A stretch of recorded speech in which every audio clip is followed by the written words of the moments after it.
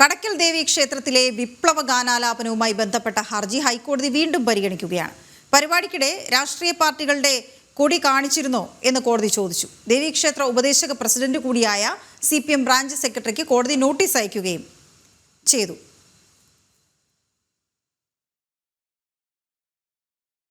വിവരങ്ങളുമായി രേഷ്മ ബാബു ചേരുന്നു.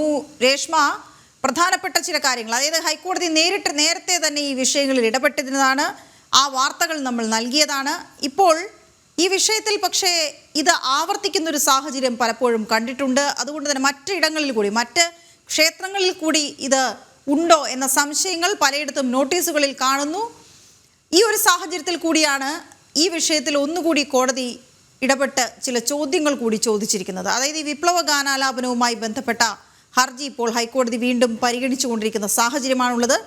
പരിപാടിക്കിടെ രാഷ്ട്രീയ പാർട്ടികളുടെ കൊടി കാണിച്ചിരുന്നോ എന്നുള്ളതാണ് ചോദ്യം. രേഷ്മ, ദൃശ്യങ്ങൾ ഉണ്ട് തെളിവായി, പക്ഷേ എങ്കിലും കോടതി നേരിട്ട് ചോദിച്ചിരിക്കുന്നത് ഈ ദേവീക്ഷേത്ര ഉപദേശക പ്രസിഡന്റ് കൂടിയായ CPM ബ്രാഞ്ച് സെക്രട്ടറിയോടാണ്. വിവരങ്ങൾ എന്താണ്?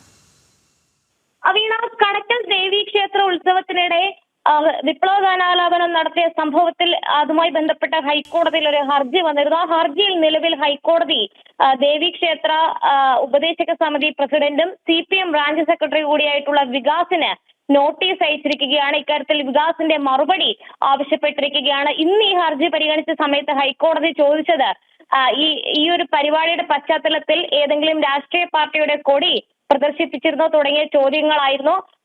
ഈ പറയുന്ന ഹർജിക്കാരുടെ അഭിഭാഷകരടക്കം ഇക്കാര്യത്തിൽ വ്യക്തത വരുത്തുകയും ചെയ്തിട്ടുണ്ട്. DYFIയുടെ അടക്കം കൊടികൾ, CPMന്റെ അടക്കമുള്ള കൊടികൾ പശ്ചാത്തലത്തിൽ കാണിച്ചിട്ടുണ്ടെന്നായിരുന്നു മറുപടിയായിട്ട് നൽകിയത്. എന്തായാലും ക്ഷേത്രോപദേശക സമിതി പ്രസിഡന്റും CPM ബ്രാഞ്ച് സെക്രട്ടറി കൂടിയായിട്ടുള്ള വികാസിനെ നേരത്തെ തന്നെ ഹൈക്കോടതി കക്ഷി ചേർത്തുകൊണ്ടുള്ള അനുമതി നൽകുകയും ചെയ്തിരുന്നു. അതിന്റെ അടിസ്ഥാനത്തിലാണ് നോട്ടീസ് അയച്ചിരിക്കുന്നത്. വ്യാഴാഴ്ചത്തേക്ക് പ്രസ്തുത ഹർജി മാറ്റിയിട്ടുണ്ട്. വ്യാഴാഴ്ച ഈ ഹർജി പരിഗണിക്കുന്ന സമയത്ത് വികാസ് തന്റെ ഭാഗം വിശദീകരിക്കുകയും വേണം. അതായത് അഭിഭാഷകർ മുഖേന ഇതുമായി ബന്ധപ്പെട്ട് എന്താണോ അവിടെ സംഭവിച്ചത്, ഇതടക്കമുള്ള കാര്യങ്ങളിലാണ് ക്ഷേത്രോപദേശക സമിതി പ്രസിഡന്റ് കൂടിയായിട്ടുള്ള CPM ബ്രാഞ്ച് സെക്രട്ടറി വികാസ് മറുപടി നൽകേണ്ടത്. എന്തായാലും നേരത്തെ തന്നെ ഈ വിഷയം ഹൈക്കോടതി വളരെ ഗൗരവത്തോടു കൂടി എടുക്കുകയും കൃത്യമായിട്ടുള്ള നിർദ്ദേശങ്ങൾ നൽകുകയും ചെയ്തിരുന്നു. ഈ ഒരു സംഭവം വീണ്ടും ആവർത്തിക്കപ്പെടരുത് എന്നുള്ളതായിരുന്നു ഹൈക്കോടതി അന്ന് നൽകിയ നിർദ്ദേശം. ഒപ്പം തന്നെ ഇക്കാര്യത്തിൽ ദേവസ്വം ബോർഡ് എല്ലാ ക്ഷേത്രങ്ങളിലും ഇത്തരം സംഭവങ്ങൾ ആവർത്തിക്കപ്പെടുന്നില്ല എന്നുള്ള കാര്യത്തിൽ